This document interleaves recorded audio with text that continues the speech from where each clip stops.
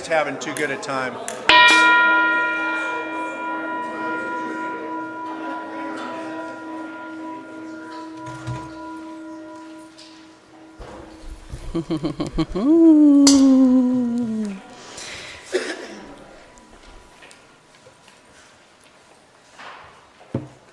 Good morning, good morning.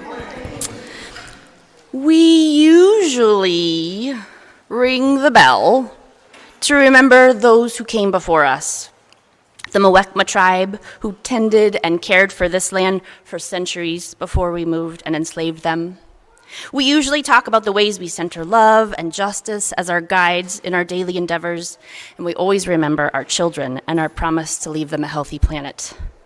But today will be a little different. Today's service is about calling forth a holy resistance in moments of injustice. This service is going to be a series of stories of people doing just that. I'm going to start by reminding us of a story Reverend Greg shared a few times that came from one of his mentors, Rob Eller Isaacs, who you might know as the minister of the Oakland Church. He was the minister of the Oakland Church when Reverend Greg was in seminary, in fact. It's the story of how Rob and his friend reacted after hearing of the shooting death of Dr. Martin Luther King Jr. Rob and his friend were 15. Raise your hand if you were ever 15. Thank you. Yes, many of us. They lived in Chicago, and they were members of the First Unitarian Church of Chicago. Dr. King had visited their city and their church. He gave them inspiration and hope. So when they heard he'd been shot, they were devastated. They thought about retreating and isolating in their grief, but they decided to move in a different direction. Together, they ran down the streets of Chicago to the one place they knew they could turn to with feelings this big. They pushed through the big wooden doors of the church, ran through the empty sanctuary and up a small flight of stairs to the bottom of the bell tower. There, a rope hung down. Can you see the rope in your mind's eye? Reacting on instinct, Rob grabbed the rope and began to pull. Just imagine reaching up for that rope. Give it a little pull yourself. Now, if you've ever tried to ring a church bell, you know there are two ways you can do it. You can pull and let go, which causes the bell to peal, like this. This is a happy Sunday morning sound. The other way is to pull and hang on the rope so that the bell only rings once. This is to toll the bell. In tolling the bell, the rope jerks back up with such momentum, it forces you to use your body to hold it down to keep from pealing. Tolling the bell is a communal signal of distress. That's how they felt, so that's what they did. For 10 minutes, they took turns tolling the bell. When one was tired, the other took over, until they were both exhausted, and they sat there silent. Rob said they acted from instinct. There wasn't a plan. They just knew ringing the bell was the only way he could scream loud enough at a world that seemed insane and frightening. It was an act of defiance, of resistance. But after 15 minutes sitting there, they got up and walked back down the steps that had led down to the sanctuary, and there they saw what they could not believe. They found a room filled with people. Not a few people looking sheepish and confused, but a room full from end to end. People in shock and grief, standing hand in hand. These were people who heard the same news, who felt the same way, recognized the same bell, and knew the only place they could turn was the same place. Some were members of the church. Others just knew that it was a place they could come together instead of fall apart.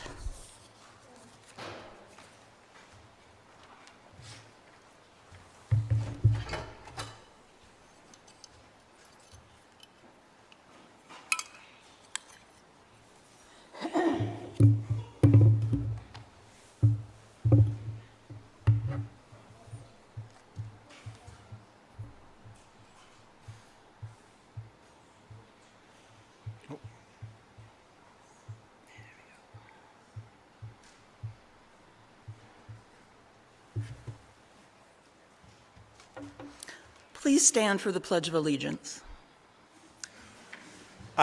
You don't need to stand, actually.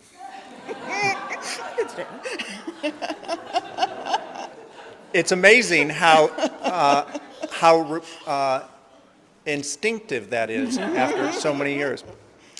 I pledge allegiance to the flag of the United States of America. A couple of seconds after everyone else in my second grade classroom, I slid my feet to the left of my desk and stood up. I didn't seem to be in sync with my classmates. And to the republic for which it stands, one nation, under God. Wondering if my fellow students had caught my hesitancy, I immediately missed my cue again. Right hand, not left hand, on my heart. With a small sigh, the teacher reminded us of that, probably just because of me. We looked straight ahead at a large American flag on the wall. Along with the teacher, Miss Shuckard, we continued the sing-songy recital. This whole ritual, the standing, the hand on the heart, the dry words, seemed quite distant, and I wondered why in the world we would have to repeat it daily. Seemed boring, except for indivisible. The word invisible. That was something interesting. My mind jumped to the cartoons I loved to watch after school every day, especially to the one with the see-through friendly ghost. Well, these were things I wanted to learn about, so this one interesting word, invisible, showed promise. I'd pay more attention tomorrow. A few days later, disappointed that there'd been no further discussion of invisibility, I began to pay more attention to the rest of the words I was supposed to swear my life to. With liberty and justice for all. When I reached the 7th grade, that was the part that I just couldn't say any longer. I had gone along with this whole thing for quite some time. It felt a little bit like indoctrination, and it wasn't that I didn't love my country. From movies and TV, I knew I was pretty lucky to have been born in the United States. But I also knew that last part was just not true. In the Unitarian church my family attended, one of the families that we were very close to were black. My brother and I were good friends with Chris and Eddie, kids who were our age. They shared stories with us about being routinely stopped and questioned by the police in their neighborhood, and it became very clear that the liberty and justice that they knew was very different than the liberty and justice I knew. I asked my mom, and she said the country wasn't set up in a fair way, so I just stopped saying that part of the pledge. The next word that leaped out at me was God. Did God, if there was one, care if I believed these words I had to recite every morning? I might believe in God, I thought, so it was probably okay to say the pledge. But what about my dad? He did not believe in God. He was a great man. I loved him very much. But was he even allowed to say the Pledge of Allegiance? Would he even be considered an American without this? I didn't put my hand on my heart. I didn't do any of it. My teacher, Miss Midby, noticed I wasn't participating and called me to her desk to ask me about it. I told her I didn't believe in the pledge. One of my fellow students who was standing nearby heard me and gasped. I got sent to the principal's office.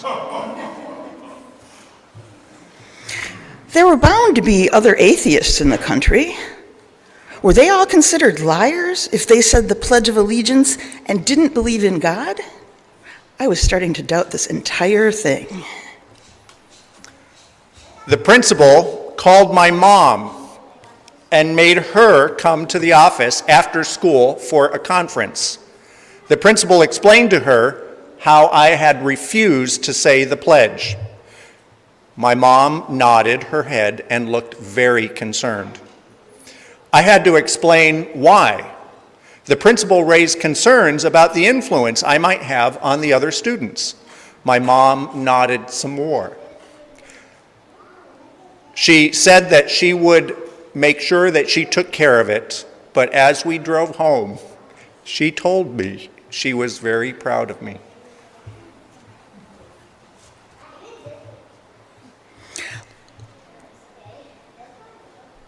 Learning to practice resistance comes from honoring our conscience during moments of social dissonance. And being willing to say something even after we realize it will cost us something. It's an important conversation that goes beyond national allegiance and patriotism. Indeed, it is the thing that can help us all build a more perfect union. Come, let us worship together.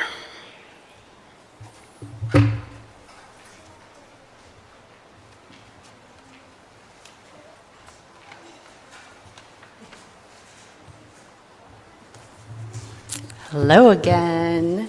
We are here to light our chalices.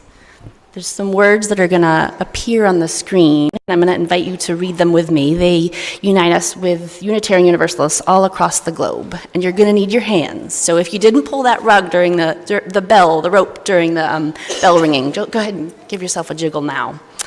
So the words go like this. We are Unitarian Universalists who put love at the center of our lives. May this chalice we light today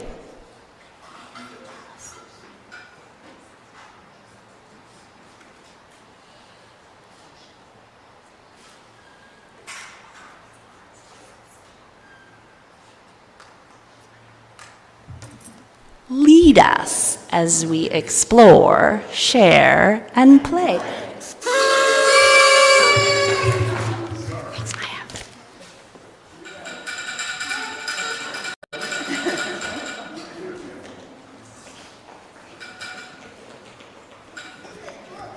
Good morning, everyone. My name is Valerie Stewart. I'm a member of the board. My pronouns are she and her. Hi. Unitarian Universalism is a radically inclusive, non-doctrinal, non-dogmatic, open-minded, and open-hearted faith. We gather together across different identities, experiences, and beliefs to affirm and promote the inherent worth of every person. Together, we see our job is to love the hate out of the world, heal the hurt in ourselves and one another, and be the change in the world we want to see. If you're our guest for the first time, we welcome you. Here's a bit of information about how our hybrid services work. We use chat in Zoom or the book near the welcome table there to share joys and concerns, personal milestones of importance to you, which will be read aloud in the service. We also have a social hour after service where we get to visit. The coffee will be inside today. It's a little chilly outside. The folks who are attending on Zoom will be in breakout rooms. Thanks very much to Eric, our worship host today. He'll get you organized at the end of the service. Annette is on the table from the membership team, and she'll put a link to our weekly newsletter in the chat. There's a lot to see and some links to sign up on things. We encourage you to join anything that speaks to you. We also have a welcome email, welcome@MPUUC, for anyone who wants to request a newsletter and information to be sent to you. And so here are a few announcements, if I can find the sheet with the announcements. First of all, there's a point in time count that's being held in all over Alameda County on the 22nd, and this is the last week to sign up for that. If you're interested, the link is in Week on the Peak, and thanks. Yeah. So if you're interested, please sign up on that link. There's a training, and it will happen on Thursday morning, the 22nd, beginning at 5 a.m. There are 2 acts of resistance if you wish to be present today. The No Kings rally is happening from 11 to 1 p.m., and then this afternoon at Paseo Padre and Walnut is a vigil for Renee Nicole Good, the mother in Minneapolis who was murdered by ICE. They're both at Maury and Paseo Padre to Walnut and Paseo Padre, and there's a sheet on the window with more information if you need it. Our second annual Martin Luther King Jr. Day of Service event is Monday, January 19th from 10 to 12 here in Cole Hall. Mission Peak and the Tri-City Interfaith Council are co-sponsoring the event. A crowd of all ages will create care packages that will help address the needs of our unhoused neighbors. And we will deliver the care packages and learn about financial poverty that our neighbors contend with, and hopefully help address poverty that is even harder. Ariel has information about that. Sunday, January 22nd at 2 p.m., there will be a movie screening of Reparations at the Oakland Asian Cultural Center, followed by a panel with Pastor Mike McBride, who is among the leaders of the Alliance for Reparations Reconciliation. The filmmaker John Osaki and Don Tamaki, you might remember him, will be in the panel, and information will be in Week on the Peak under the Justice Corner. The event is free. You can see Kathy Boehner, Barbara, if you're interested in going up as a carpool. Tomorrow is, that's the next week. And I think that takes care of all the announcements. So can we engage in our usual hello with everybody in the Mission Peak world, here and there and everywhere? We are so glad you are here today. And please, if you have a digital device, turn it off.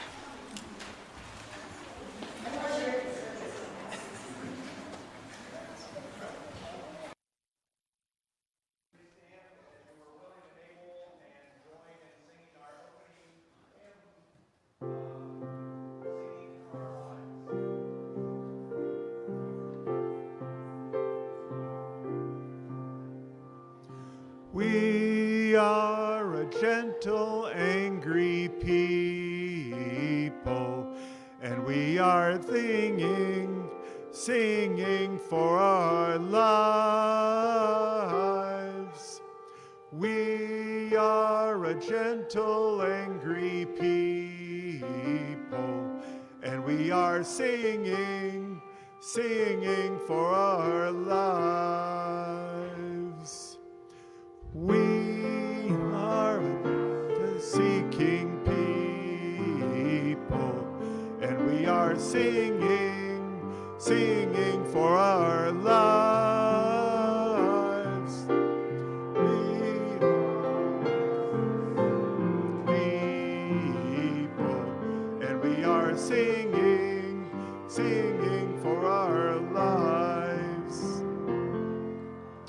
We are young and old together, and we are singing for our lives. We are young and together, and we are singing for our lives. We are a land of many colors, singing for our lives.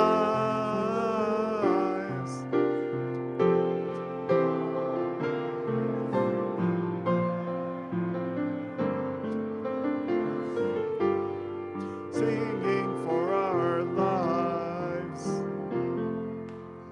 We are a gentle, loving people, and we are singing for our lives.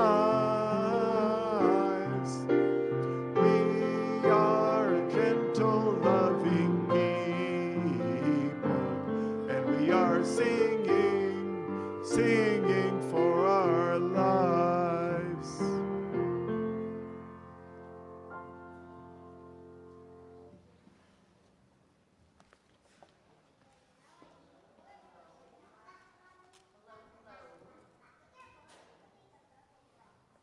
I'm going to invite my friends who are young or young at heart who want to come down for a story while my microphone decides if it's going to cooperate. Anybody want to come down for a story? We're going to have pictures on the screen here for you all online and you here in the sanctuary, and we're going to have some little pictures down here for anybody who comes forward to hear the story. Thanks, Jay. Should we stick with this mic, I wonder? I wonder.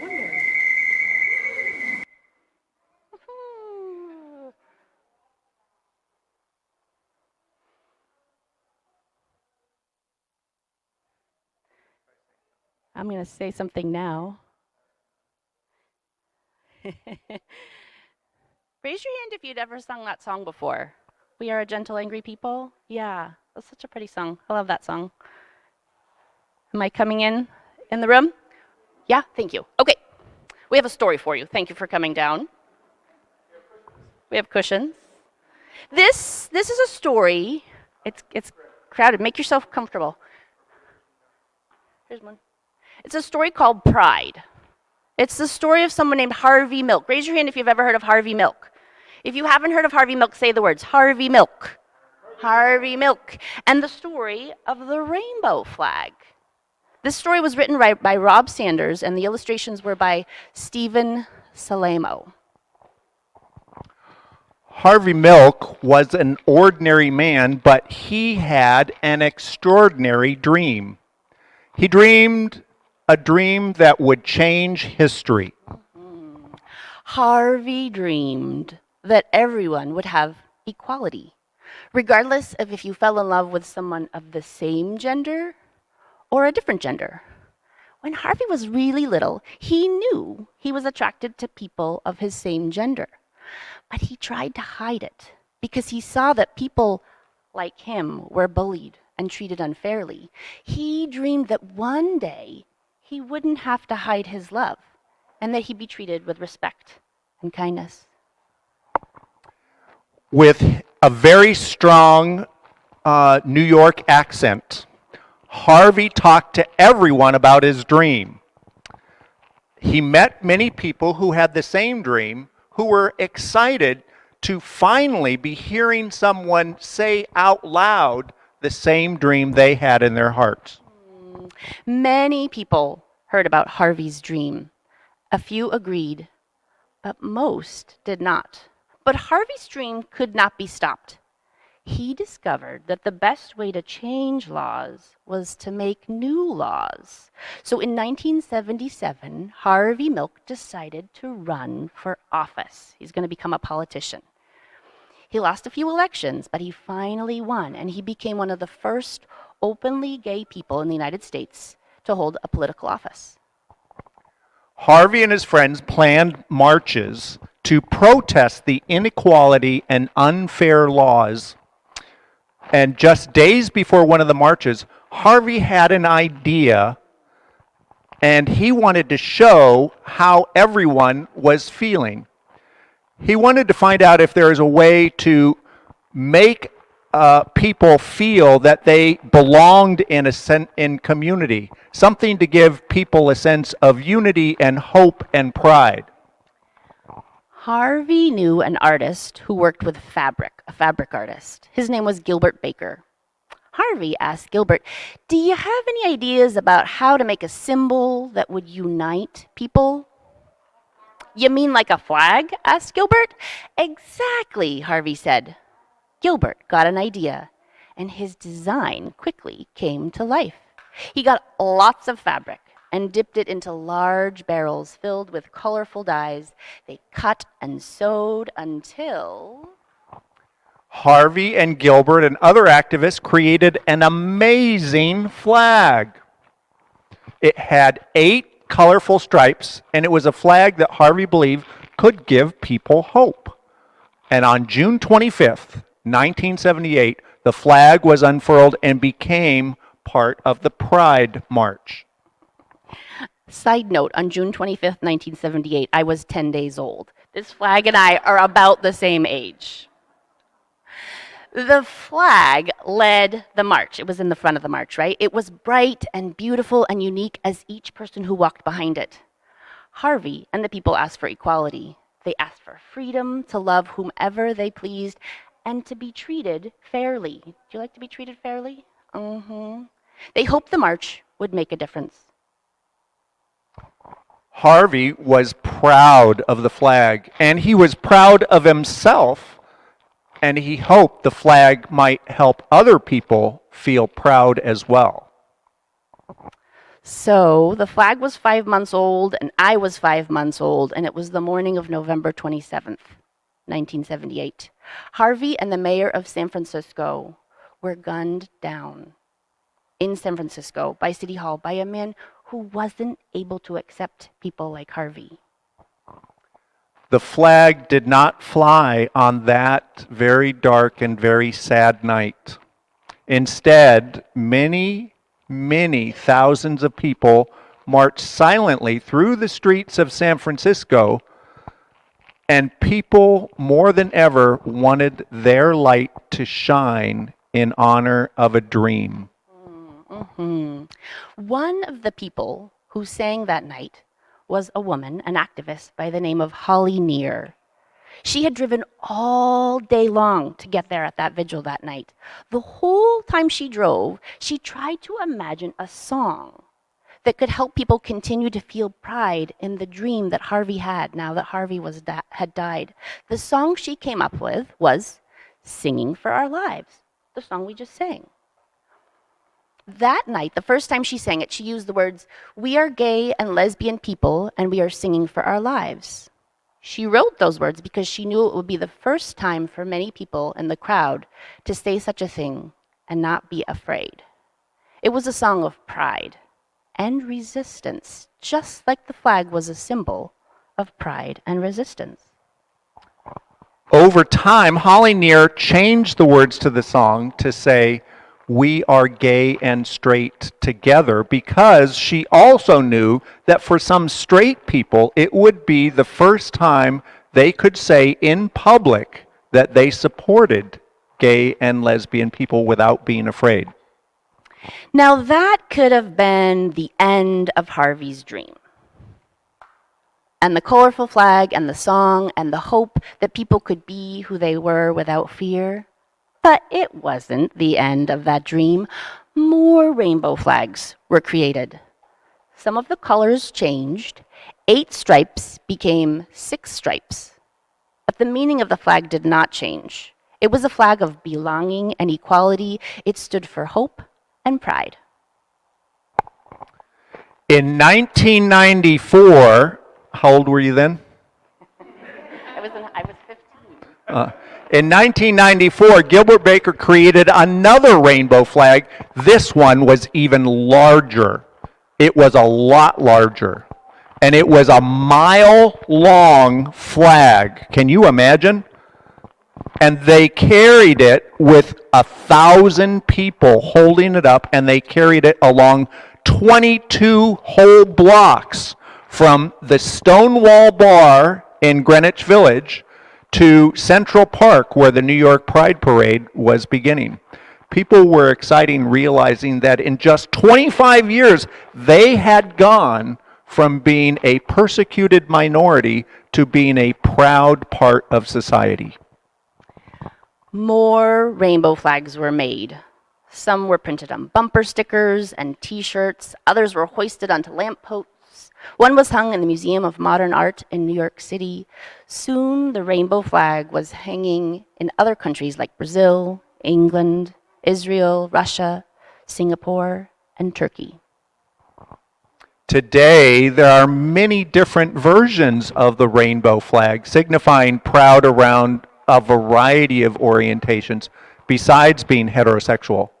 These include gay, lesbian, bisexual, asexual, transgender, intersex, allies, and even more.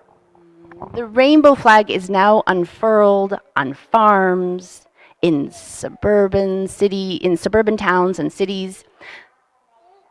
The flag has been flown proudly outside public buildings, hotels, shops, restaurants, churches, just like here down the road. And once, on June 26, 2015, were you born then? Close. The White House was awash in the colors of the rainbow flag. Equality, pride, hope, and love, those were all part of Harvey's dream, and they were all part of Holly's song. Both of those gave us a sense of what pride may mean and how we can have pride together.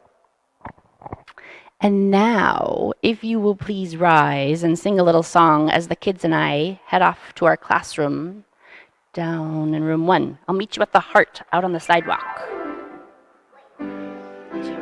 Of mine, I'm gonna let it shine. This little light of mine, I'm gonna let it shine. This little light of mine, I'm gonna let it shine. Let it shine, let it shine, let it shine. Everywhere I go, I'm gonna let it shine. Everywhere I go, I'm gonna let it shine. Everywhere I go, I'm gonna let it shine. Let it shine, let it shine, let it shine. Yoo-hoo! Great. Thank you, Jay.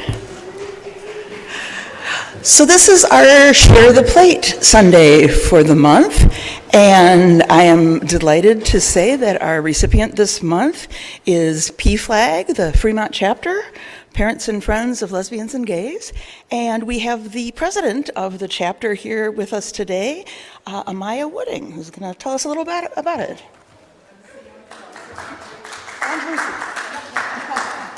My goodness. Okay, hello everyone. Testing, testing. Yes, good. Ooh, and there's a little phone holder here. Hi everyone. Yeah, so my name is Amaya Wooding. I use she, her pronouns, and I am president of PFLAG Fremont Tri-Cities. I want to thank you so much for inviting us to be part of this service and for choosing us as a recipient for Share the Plate this month. So yes, PFLAG National has been around since 1973 and is now doing things like suing the government so that trans kids can continue to access healthcare. We restarted this local chapter. Some folks may remember there was one that existed until maybe like a decade ago, but our effort is about 8 months old. We really said, okay, we have to do this after the 2024 election, but the idea had been stirring since 2018 with the sex ed stuff that was happening at FUSD at the time. We grew up here, Lucy and I, and we know what it is to live in a place where like LGBTQ people are underserved, and we also saw through sex ed even that LGBTQ causes really have the potential to create intergenerational and interracial community building and activism, which is astoundingly rare nowadays. So we want that, and we want to really soften the ground in a world that seems to want to prove over and over again, especially now that it really isn't ready for us to survive and thrive. So to that end, what do? We hold a monthly support group for LGBTQ people over Zoom, which I facilitate, and in the coming months we'll be adding another support group for parents, caretakers, those in community with LGBTQ youth. PFLAG National provides us with a Zoom account and a website, but really anything that we want to do programmatically over that has to come from our own pockets or from the community. So as an example, another offering that we have is a social event called LGBT Time. We drink tea, we hang out at the library or a park, and the next one is actually this coming Sunday, so you're all invited. And Lucy, hi Lucy, basically donates the snacks and the tea, right, because it's all out of pocket. So just as an example of other things that we want to do, we want to table at the Festival of the Arts in August, but event insurance costs costs money, that type of thing. So any sort of space rental, activity costs, printed materials, right, like the UPS box that we use so we don't dox ourselves as our mailing address, like all that stuff comes from the community. And it needs to be community funded in order for our work to be sustainable. So your donations help us exist as a chapter, they help us get out in the community, and they help us reach our people who we want to reach. And as our capacity and our membership grows, we want to work on some local LGBTQ history projects. We want to do a little bit more local advocacy, and we want to, get out there in the community like farmers markets and that kind of thing. So you can find us on Facebook at pflagfremont/Tri-Cities, and you can also get in touch with us at fremontpflag@gmail.com. Thank you. And then Lucy, is there anything you want to say? No? Nothing to add. No. Perfect delivery. Perfect. Great. Well, thank you so much. And just great to be welcome to this congregation. Thanks again for your consideration of us.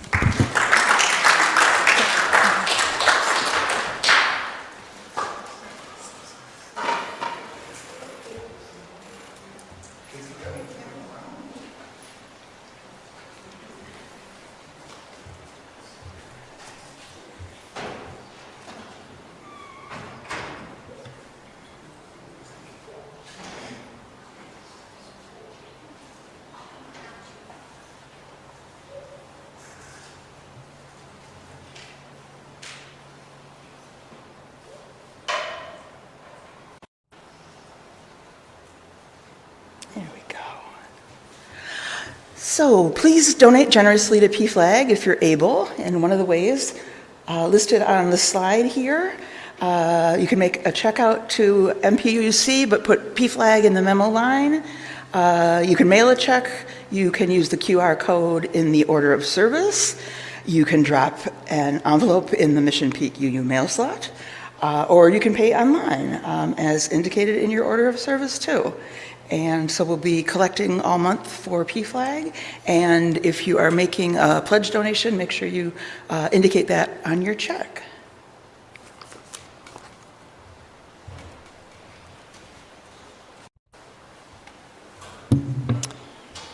So this is the part of the service where we can really relate to people who have grown up in some sort of marginalized experience. If you have been raised in a family that has had gay or lesbian or transgender members, you understand what it's like to have ouch moments, and you understand what it's like to have hooray moments.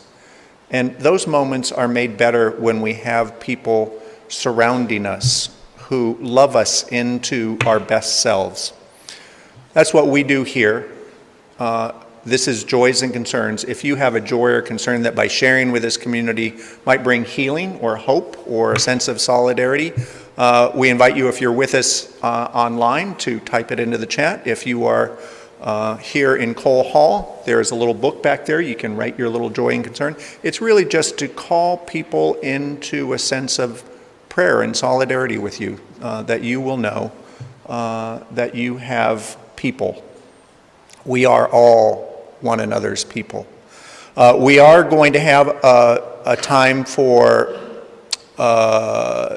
where we get to drop stones and listen to the Song of Reflection, but we're going to have a couple stories first. So when the Song of Reflection comes, you'll see people line up to drop stones.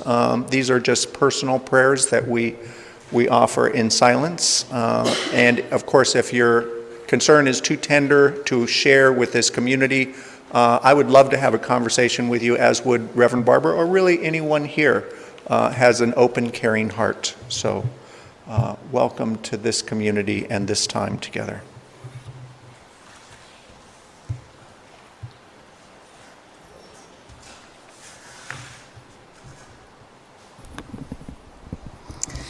The year is 1992.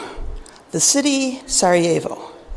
Sarajevo is the capital of Bosnia in the former Yugoslavia, a beautiful city with a rich history, wonderful Turkish architecture, and generations of diverse peoples living side by side. It's also a city in the midst of a civil war. Only a year earlier, Croatia and Serbia, both just north of Sarajevo, declared their independence from Greater Yugoslavia, which for decades existed under communist rule. Free elections were held for the first time. Bosnia also sought independence, but failed. The reason Serbia was successful is that it contained all Serbs. The reason Croatia was successful was because it contained all Croats. Bosnia was a mixture of both Croats and Serbs, as well as Bosnian Muslims.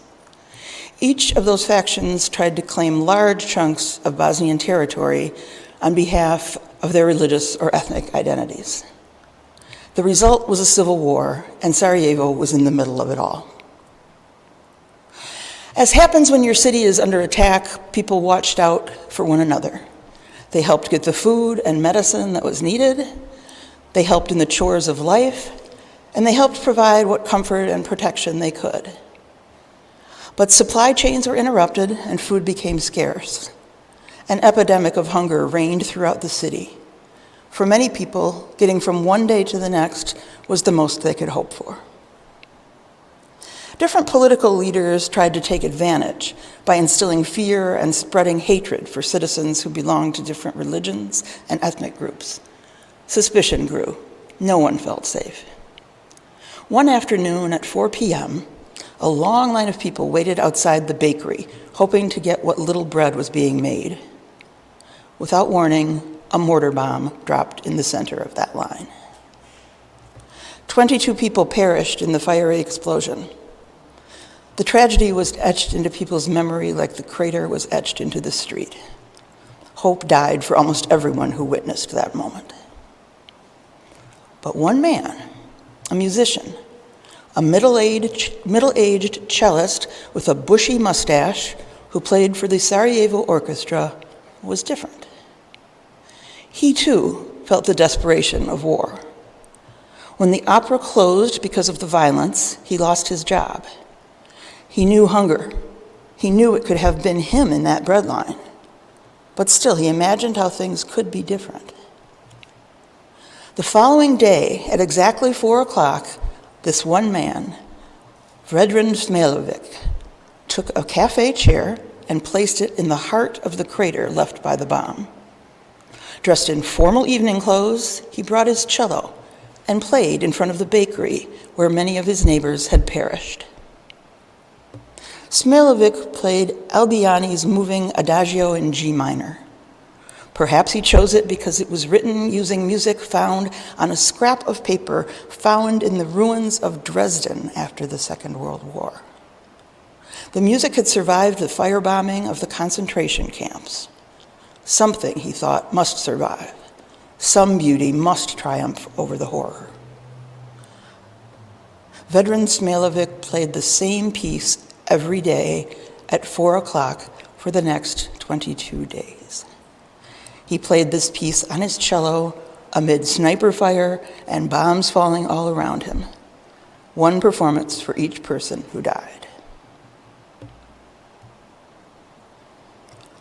1 year later, the news of Vedran Smilovic's achievements reached around the world. His imagination had inspired countless others. The site of the Breadline Massacre in Sarajevo became a shrine. It was marked by wreaths, candles, and pieces of paper holding the names of the victims who died there.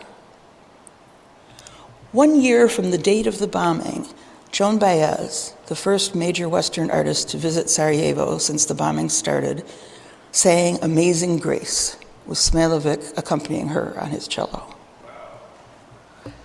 Half a world away, Seattle artist Bella's brother heard the story and organized 22 cellists to play in 22 public places in Seattle for 22 days.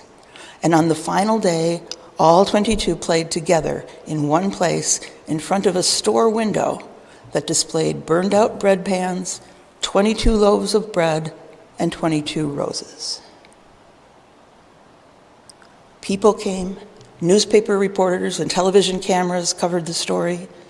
Reports came back to Smilovic that he might know what had started, and other cities repeated variations on this theme. In Washington, D.C., 22 cellists played the day Bill Clinton was sworn into office. Who knows who might hear? Who knows what might happen? Perhaps the people who witness such things might then carry such hope to other people who suffer in other morally impoverished, war-ravaged places. Perhaps creativity as an act of resistance might become contagious. Perhaps then, when the early signs of war and violence emerge, courage, compassion, and solidarity could become alternatives to fear, contempt, and greed.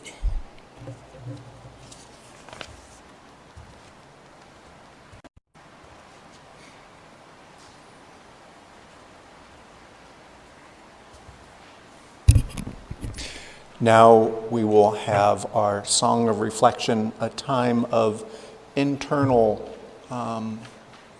prayer and where we get to place stones in our stone garden silently.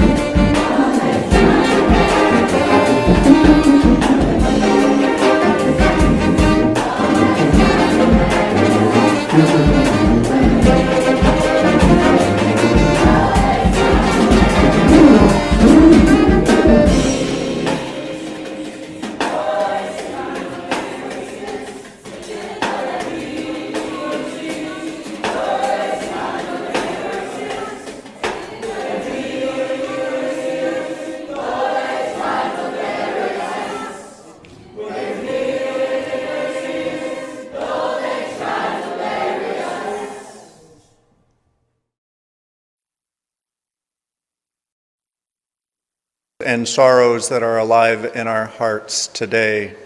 I want to start by lifting up the words of that song, which is a protest song that originated in South America, but one of the lines in it I think is particularly apt. They tried to bury us, but they didn't know that we were seeds.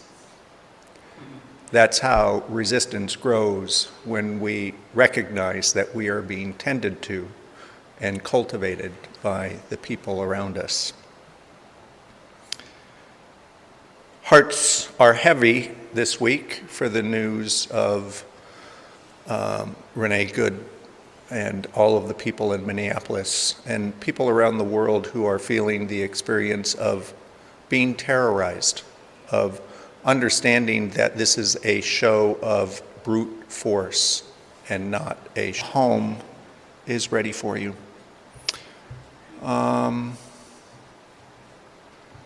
There is a joy about preparing and getting together for our MLK Day of Service on January 19th in just a little over a week.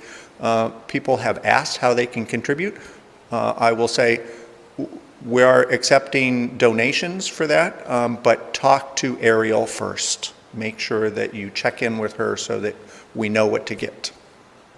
For all of these prayers, for all of these joys, for all of these sorrows, we commit to abiding in the company of one another and helping one another be stronger. And we commit to keeping our hearts, our minds, our doors, and our arms open.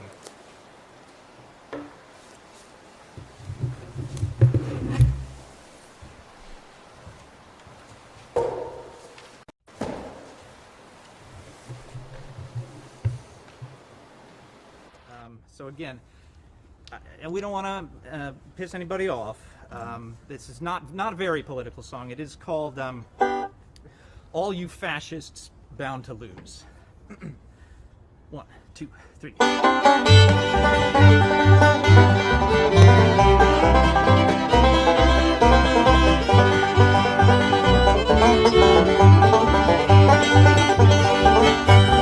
I'm gonna tell you, fascists, you may be surprised. The people in this country are getting organized. You're bound to lose, you fascists bound to lose. I'm gonna tell you, workers, when you cash your checks, they say America first, they mean America's next. You're bound to lose, you fascists bound to lose. Oh, you fascists bound to lose. Oh, you fascists bound to lose. Oh, you fascists bound to lose. You're bound to lose, you fascists bound to lose.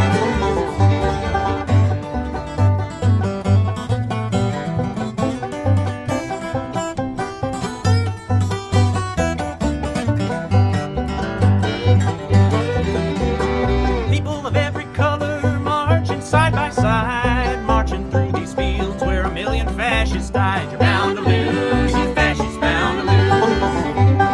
I'm going into battle, gonna take my Union gun, and I ain't gonna lay it down till every battle's won. You're bound to lose, you fascists bound to lose. Oh, you fascists bound to lose. Oh, you fascists bound to lose. Oh, you fascists bound to lose. You're bound to lose, you fascists bound to lose.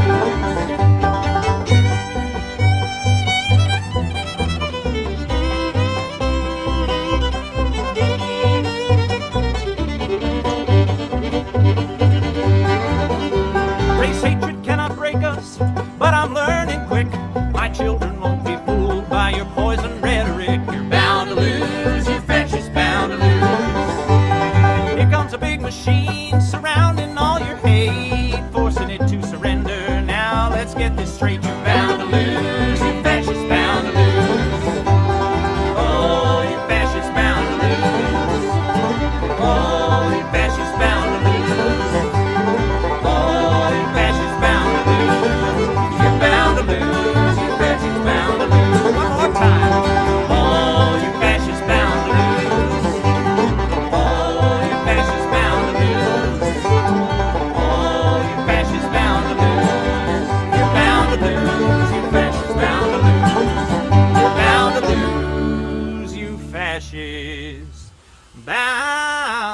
to lose.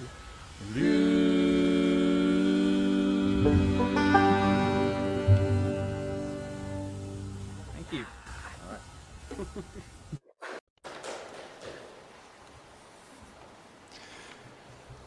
Whew, love seeing that. It's really, I think, an important example for us to take in when the bombs are dropping and when we recognize that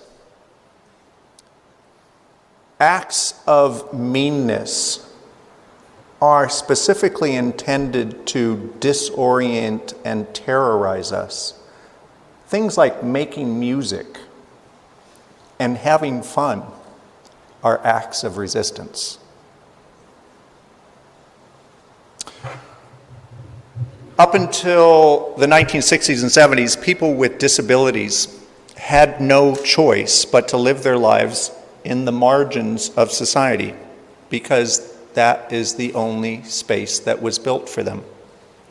Public spaces were not accommodating, but slowly and steadily, people began to challenge the common assumption that public spaces were only for able-bodied people. I want to share a little bit about the 504 sit-in. Anybody recognize that, what that means, the 504 sit-in? Okay. The 504 sit-in was a disability rights protest that organized to occupy federal health, education, and welfare offices, HEW, across the United States. And the goal was to enforce Section 504 of the newly passed Rehabilitation Act of 1973, which said people with disabilities were entitled to all services and programs offered to the general public in every institution that was receiving federal funding, right? A task force had been commissioned years earlier, but this task force only weakened the regulations and enforcement of that section. And no disabled person was allowed to serve on the task force. On April 5th, 1977, activists organized sit-ins at HEW offices in Atlanta, Boston, Chicago, Denver, Los Angeles, New York City, Philadelphia, and Seattle.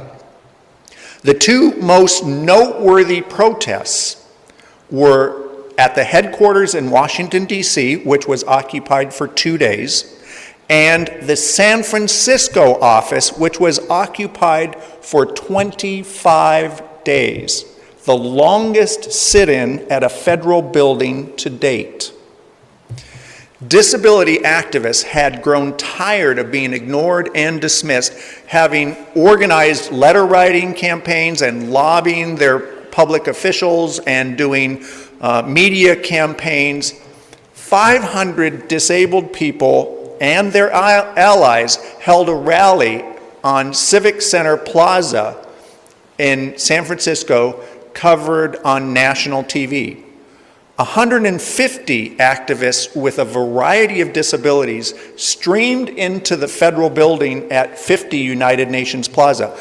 And really just need to wrap our heads around how logistically difficult this was, since the building was not made to be accessible, which was one of the main things of Section 504 was designed to remedy and that they were trying to protest. So the occupiers included quadriplegics, amputees, blind, deaf, as well as non-disabled allies such as ASL interpreters and personal care attendants and parents of children with disabilities. The group was young, they were racially diverse, they were primarily led by women, and they had queer women playing an especially prominent role. Organizers Kitty Cohn and Judy Herman had spent years building networks with other organizations such as the Black Panther Party, which provided hot meals, and the Salvation Army, which provided mattresses and blankets, Glide Memorial Church in the Tenderloin, the Gay Men's Butterfly Brigade, the United Farm Workers, and the Gray Panthers. We support you, one of the allies explained, because you're asking America to change, to treat you like human beings, like you belong. We always support fighting for the rights of people who work for belonging. For protesters, the occupation was hard and life-changing because of the need to keep the occupation secret. Most of the people who were going to participate in the occupation arrived that first day with only a toothbrush and the necessary medications. Because many had entered the building without their usual caretakers, they turned to their fellow occupiers to assist them in the task of daily living. Like, for instance, blind people became attendants to quadriplegics, who in turn read printed information for them. And this created strong bonds among the protesters and educated them about disabilities other than their own. They all climbed to the 4th floor of the HEW building and sealed themselves in the regional director Maldonado's office. Occupiers found innovative ways to make the building more accessible, including sealing off the air conditioning vents in Maldonado's office with duct tape to create a refrigerator for storing medications. Almost immediately, committees formed that gave everyone a job related to the occupation. So there were people who were in charge of food, there were people who did safety, people who did cleanup, entertainment, communications, media, fundraising. Protesters celebrated Easter and Passover with a mass and a seder and a hunt for eggs. Hundreds of supporters held a constant vigil around the building. 3 weeks into occupation, HEW Director Califano from Washington, D.C. conceded almost all the demands and signed the regulation into law. The protest was significant, not only because its goal was achieved, but also because it revealed coalition building across a variety of interest groups was possible. It also showed that compassion was possible between people of different disabilities coming together in common cause.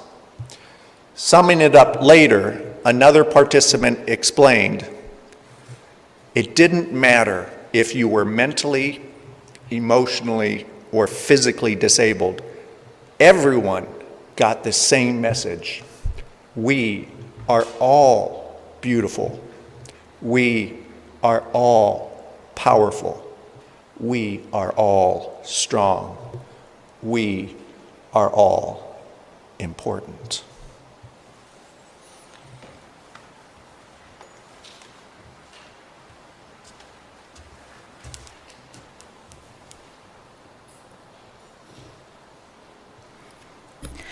On November 21, 1984, a group of African American leaders, frustrated by South Africa's systemic racial injustice, entered the South African embassy in Washington and demanded freedom for Nelson Mandela and the release of South Africa's political prisoners. When the leaders refused to leave, they were arrested. Protests outside the South African embassy continued nearly every day for the next few years, attracting larger and larger crowds.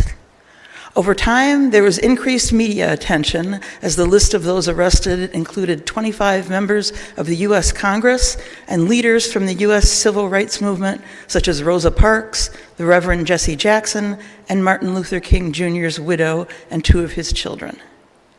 In all, about 5,000 people were arrested outside the embassy, including tennis star Arthur Ashe and musician Stevie Wonder.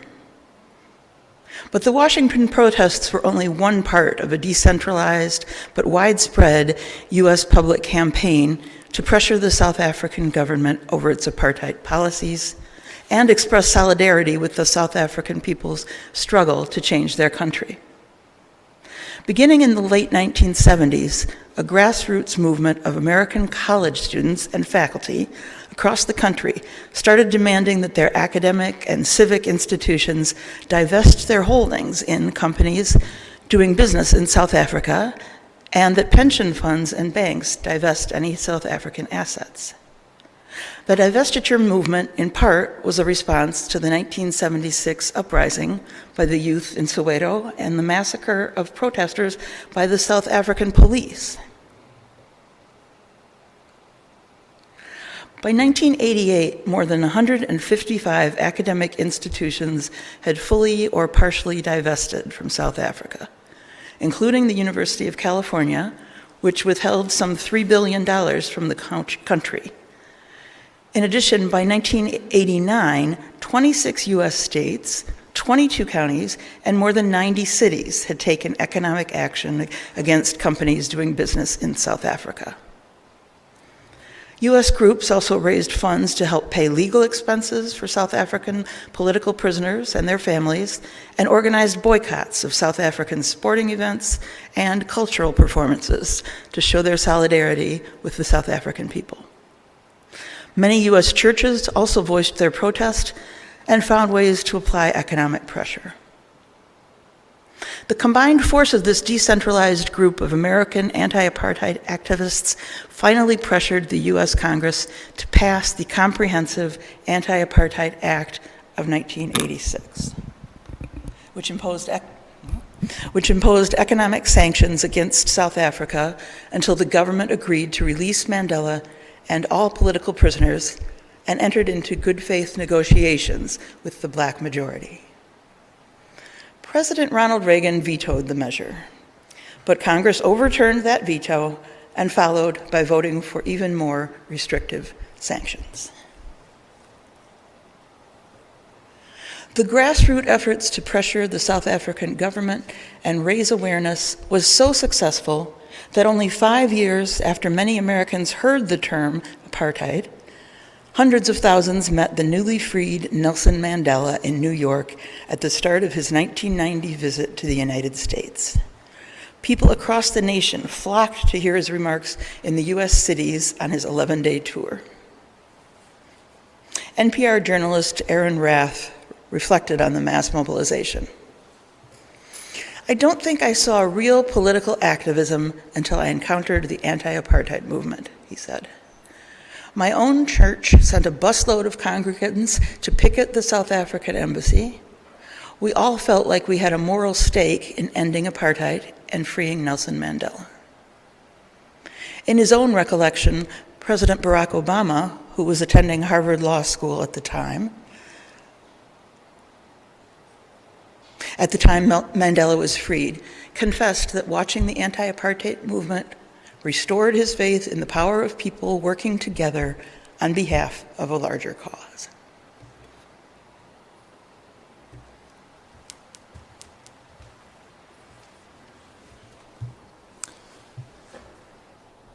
Imagine a time in the future. We don't know exactly when or where, but imagine that somewhere people begin to live as though anything worth believing in is actually possible. There is a phrase that I have heard in many places, including within Unitarian Universalism, which belongs in the larger category of dark humor. It is a phrase that muses, all forward progress needs is a few good funerals for the naysayers who insist on the status quo. Imagine somewhere people are done with apathy. In such a place, imagine a memorial service being held. Not for the people who died for lack of hope, but for all of the doubt and cynicism that died when people found their courage. Brothers and sisters, let us gather to remember our fallen friend, I Can't. I can't lived a long, long time. And more than anyone else, we all saw that he was indeed true to his word. Brother I Can't never did do anything he didn't think he could do. None of the things he doubted came to pass.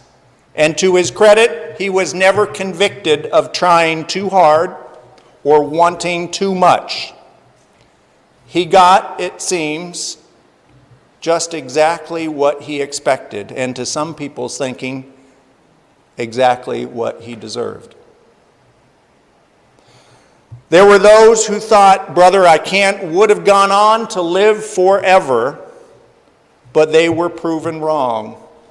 They were shown the errors of their ways by Sister I Can, by Brother I Will, and by Dr. No Doubt About It. We will miss Brother I Can't. He made life much easier for many of us. He took so much pressure off of us. He kept us from exerting too much effort. He kept us from lifting our hopes too high. He kept us from spending long hours imagining possibilities alongside others who knew the same desperate feelings that we carried. He saved us from the hard work of building networks, of expending the diligence required for coalitions, and from the time-consuming diversity which inconveniently always seems to ask more from our capacity for patience and compassion and commitment and collaboration. But honestly, now that he's gone, we find ourselves awakening to a new day, a different reality, a world of larger possibility and purpose. Although we may have to grow a little muscle and resolve to take on some of the struggle that he saved us from enduring, we might appreciate the life that is left behind in his wake. For it is a life that calls forth new questions and new possibilities, and it is filled with, dare I say, new hope. It is a good life. Farewell, Brother I Can't. We wonder if you will ever find peace, but we think we already know the answer to that question. Please stand and join together as we sing our final hymn, Once to Every Soul and Nation.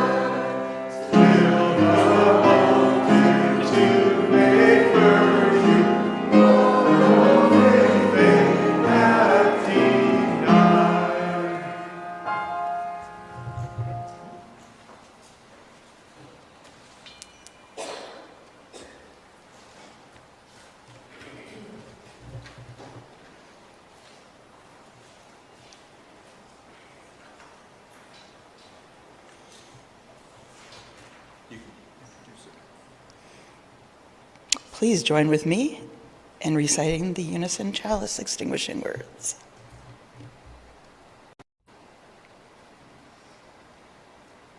We extinguish this flame, but not the light of truth, the warmth of community, or the fire of commitment. These we carry in our hearts until we are together again. Friends, with a hand on the heart and one that reaches out, that connects us to the world around us, remember the time is now. The place is here. The people are us. It's not hard to see the problems around us every day as we speak. Authoritarian forces are busy manufacturing and dispersing despair. They count on their ability to cut off the supply chains of civility and cooperation, creativity, and imagination. It is crucial that in such a climate we remember that every moment of resilience, every belief in the goodness of others around us, every reason for hope, every instant of gratitude and joy, these are intentional acts of resistance. All that is required is a commitment to do ordinary things with extraordinary care and a belief that such acts of radical civility will bring forth a new and more beneficent reality. So go forth with your ordinary gifts and turn the tide of cynicism toward hope. It may be with just a commitment to smile or to visit a neighbor or to introduce people to one another, to invite someone to share a meal, but whatever it is, it becomes a beginning from which anything is then possible. May we be the ambassadors of such possibility. Amen.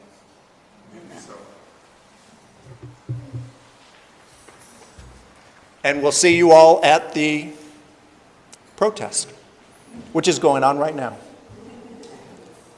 Well, there's one at 4. But there's also one that's going, there, No Kings is right now.